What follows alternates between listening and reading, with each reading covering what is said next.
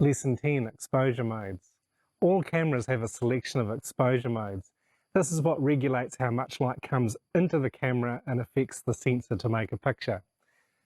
When you're using any of the automated modes or semi-automated modes, the camera will choose to do what it's programmed to do to set the exposure.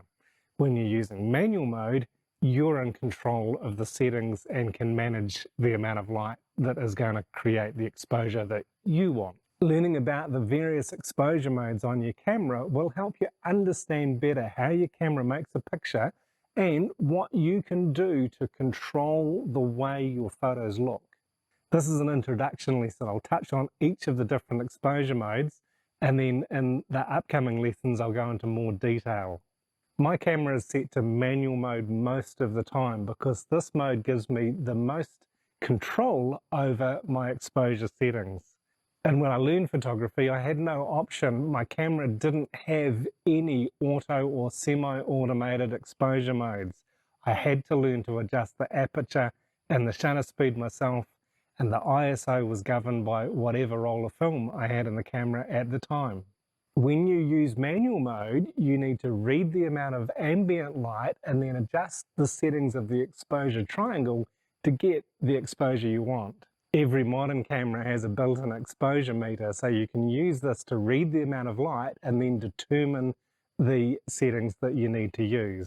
Or you can use the live view or your electronic viewfinder as you learned in the previous lesson. In aperture priority mode, this is A or AV on your camera's dial, you're in control of the camera's aperture setting, and then the camera will adjust the shutter speed to balance the exposure. You can set the ISO manually or leave it on auto. Either way, the camera will balance the exposure based on the aperture setting you choose. In shutter priority mode, this is S or TV on the dial, you're in control of the camera's shutter speed, and the camera will then choose which aperture to use based on the shutter speed setting that you've picked. Again, you can either choose auto or manual ISO setting for this. And in program mode, this is the P setting on the exposure dial. Your camera's in full control of the exposure. Both the aperture and the shutter speed settings will be set by the camera. You can still set the ISO manually, or you can leave it on auto. And this way, your camera functions very much automatically to produce an exposure that it's programmed to. Many cameras also have scene modes. These are based on the subjects that you might be photographing, like landscape or portrait or night photography. Each of these modes is fully automated and based on the subject that you're photographing. If you're serious about learning to use your camera well and wanting to take really good photos, I recommend that you forget about using any of these scene modes and get a better understanding of controlling your camera and getting the exposures the way you want to. I've talked a little bit so far about auto ISO.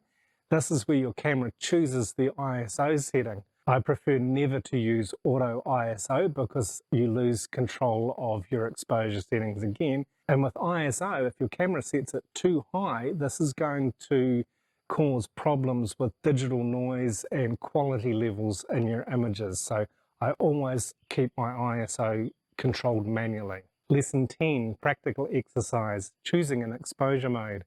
In this exercise, you'll learn to practice with the variety of exposure modes your camera has.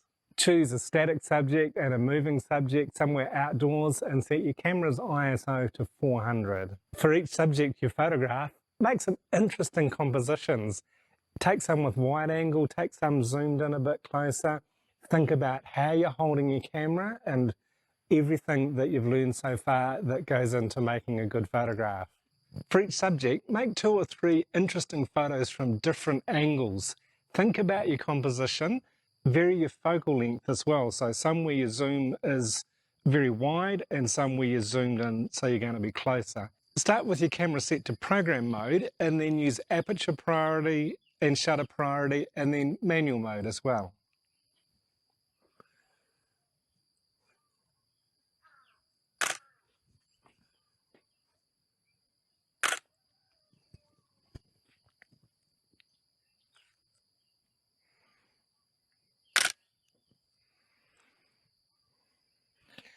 And as you're taking your photos, remember to make notes about what your aperture setting and your shutter speed settings are.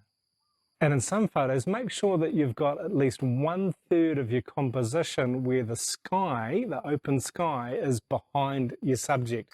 Whether it's a sunny day or a cloudy day doesn't matter. And when you're in aperture priority, experiment with your aperture settings. Use a wide aperture, that's a low f-stop number for some, and a higher f-stop number, that's a narrower aperture for others. And do the same in shutter priority.